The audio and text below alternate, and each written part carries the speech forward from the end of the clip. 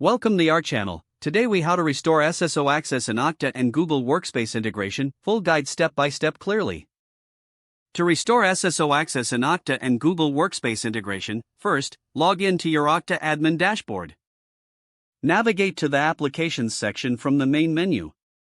In the Applications list, find and select your Google Workspace application.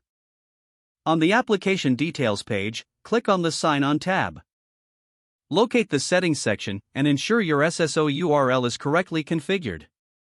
If necessary, update the SSO URL to match the settings from your Google Workspace admin console. Next, check the Audience URI field to verify it is set to the correct value in line with your Google Workspace configuration. Scroll down to the Attribute Statements section and ensure all required attributes are properly set. If changes were made, click the Save button to apply your updates. Now, switch to your Google Workspace admin console by logging in. Navigate to Apps and then select Web and Mobile Apps. Locate your Okta integration and click on it. In the App Settings, go to the SSO section and verify your SSO URL aligns with what you set up in Okta.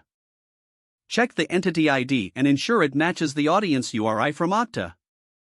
Make any necessary updates and then click Save to finalize your settings.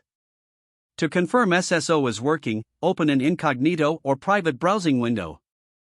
Attempt to log into Google Workspace using your SSO credentials.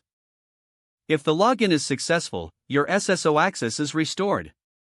If you encounter issues, revisit both the Okta and Google Workspace settings for any discrepancies.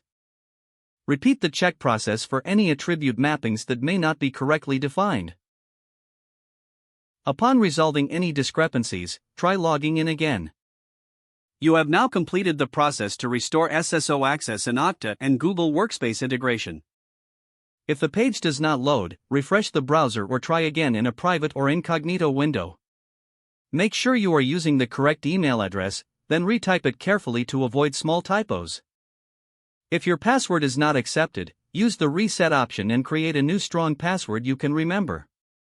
Check your spam folder for verification or security emails, then complete any requested confirmation steps. Enable two-factor authentication if available to improve account security and reduce unauthorized access risk. After signing in, review your profile details so your contact information and settings are accurate and current. If you see an error message, note it down and try again after restarting your device and internet connection. Don't forget to like this video and subscribe to our channel for more step-by-step tech guides.